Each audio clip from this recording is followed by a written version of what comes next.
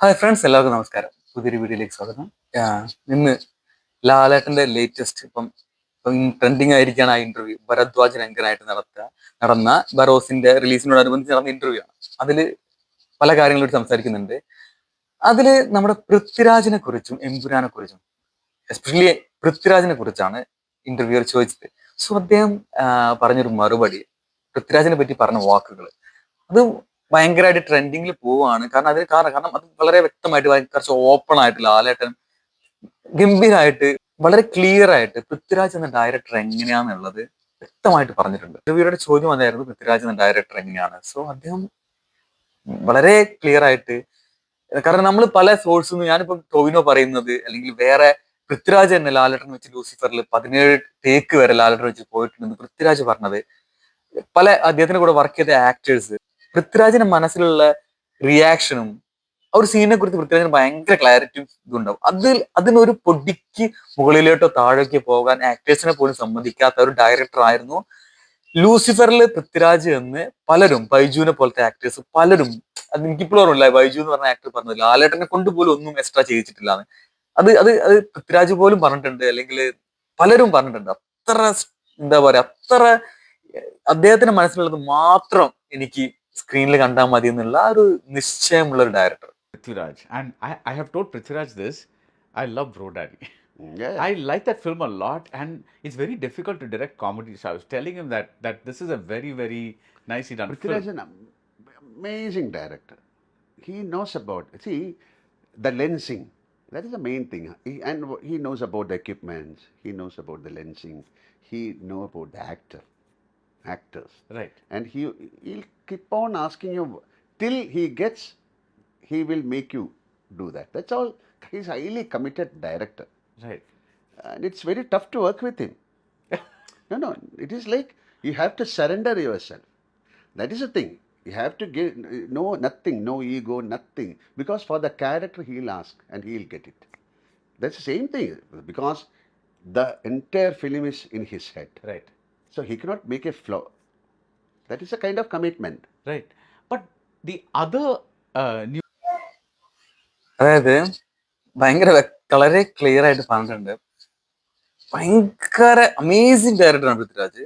ഭയങ്കര tough ഡയറക്ടറുമാണ്. So ഞാൻ നേരത്തെ സൂചിപ്പിച്ച കാരണം ഈ ടഫ്നെസ് എന്ന് പറയുമ്പോൾ ഇതാണ്, അദ്ദേഹം മനസ്സിൽ ആഗ്രഹിക്കുന്ന പോലെ ആക്ടേഴ്സ് പെർഫോം ചെയ്യണം എന്നുള്ള ഒരു ധാരണ അദ്ദേഹത്തിനുണ്ട് എപ്പോഴും. അത് അത് എത്രത്തോളം നല്ലതാണെന്ന് ലൂസിഫറിൽ നമ്മൾ കണ്ടതാണ്. സോ അതിനെക്കുറിച്ചൊരു ഡൗട്ട് ഇല്ല.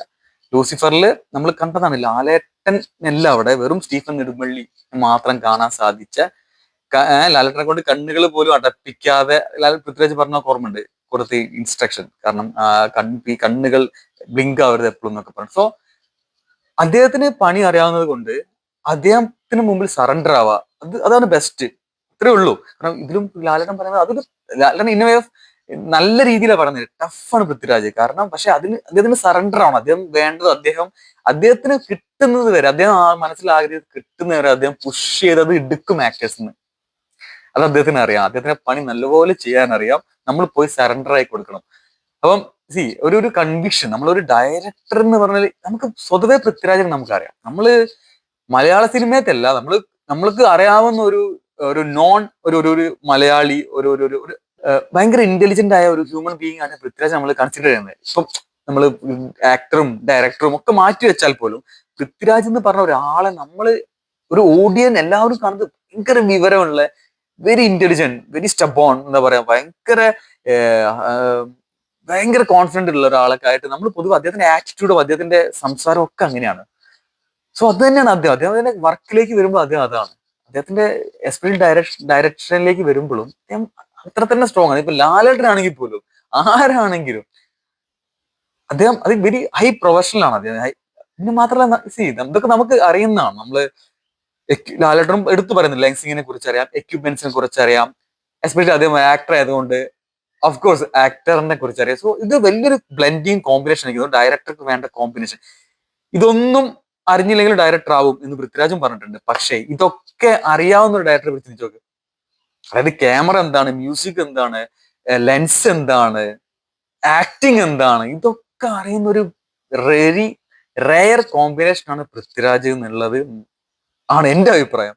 സോ അതുകൊണ്ടൊക്കെ തന്നെ പൃഥ്വിരാജ് ഇതിന്റെ കൂടെ ഞാൻ ഒന്ന് രണ്ട് ഇന്റർവ്യൂസിൽ ടോവിനോന്റെ ഒന്ന് രണ്ട് ഇന്റർവ്യൂസിൽ ഇതിന്റെ കൂടെ ഞാൻ പറയുകയാണ്. കാരണം ടോവിനോ ഭയങ്കര ഫാനാണ്. അറിയാം, നമുക്കറിയാം അദ്ദേഹത്തിന്റെ ജ്യേഷ്ഠനെ പോലെ കാണുന്ന, ഗുരുവനെ പോലെ കാണുന്ന ഒരാളെ പൃഥ്വിരാജ്. അപ്പം ഇതേ ഇപ്പൊ എടുത്തു വന്ന എല്ലാ ഇന്റർവ്യൂലും പറയുന്ന ഒരു പോയിന്റ് ഉണ്ട്. പൃഥ്വിരാജ് ബ്രേക്ക് ഒക്കെ വിളിക്കുന്നത് ഇന്റർവ്യൂവിന്റെ, അതായത് പൃഥ്വിരാജ് ഷൂട്ടിന്റെ ടൈമില് കട്ട് ഷോട്ട് ഓക്കെ ബ്രേക്ക്, അതായത് ടോവിനോ അത് പറയുന്ന രീതി. കാരണം ഒരു ഷോട്ട് റീടേക്ക് പോണ്ട, അല്ലെങ്കിൽ അതൊന്ന് മോണിറ്ററിൽ പോലും എന്താ പറയുക ഒരു റീവാച്ച് ചെയ്തിട്ട് ഇത് കൺഫേം ചെയ്യുക, അതൊന്നുമില്ല. ബ്രേക്കിന് മുമ്പുള്ള ഒരു ഷോട്ട് തീർത്തിട്ട് മൂപ്പര് അഭിനയിച്ചുകൊണ്ടിരിക്കുമ്പോൾ കട്ട്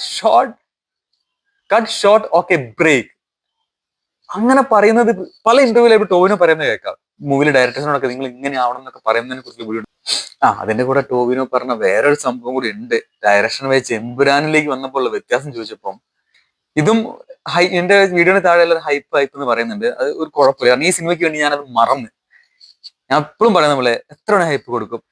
ടോവിനോ വന്ന് പറഞ്ഞത് എന്താന്ന് വെച്ചാല് ലൂസിഫർ വെറും ടെസ്റ്റ് ഡോസ് ആണ്. സോ നിങ്ങൾ ആലോചിക്കണം, അപ്പൊ എമ്പുരാൻ എന്തായിരിക്കും. ഒരു പ്രതിഭയാണ് പൃഥ്വിരാജ്. സോ അദ്ദേഹത്തിന്റെ നമ്മൾ കാണാൻ പോകുന്ന നെക്സ്റ്റ് മലയാളികൾ മൊത്തം വെയിറ്റ് ചെയ്യുന്ന എമ്പുരാൻ നമുക്ക് 1-2 മാസത്തിനുള്ളിൽ കാണാൻ പറ്റും. സോ ഇതിലിപ്പം ജസ്റ്റ് ഒരു ചെറിയ വീഡിയോ, അദ്ദേഹത്തിനെ കുറിച്ച് സംസാരിക്കുന്ന ഒരു വീഡിയോ എനിക്ക് ചുമ്മാ നിങ്ങളത് ഷെയർ ചെയ്യണമെന്ന് തോന്നി ഇപ്പൊ വന്ന് ഷെയർ ചെയ്തതാണ്. അടുത്ത വീഡിയോയിൽ വേണ്ടി കാണാം. ബൈ.